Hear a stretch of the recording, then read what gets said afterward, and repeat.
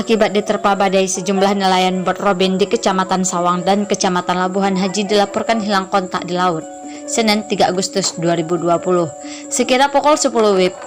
Atas laporan tersebut, tim gabungan terdiri dari Satgas SAR Aceh Selatan BPBD, Pos TNI Angkatan Laut Aceh Selatan, unsur Muspika Sawang, dan nelayan setempat melakukan pencarian terhadap korban di laut.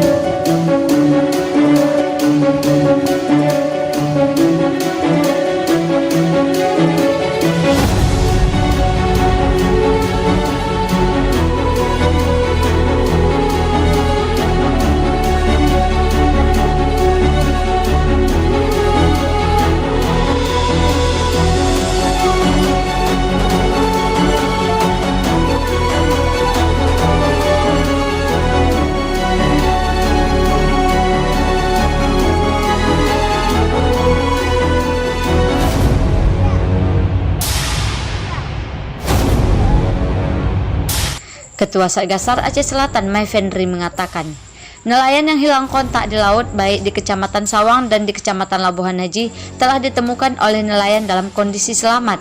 Ia juga menyebutkan saat ini seluruh nelayan yang ditemukan tersebut telah dievakuasi ke darat oleh awak kapal pancing ke darat, serta telah kembali ke rumah masing-masing.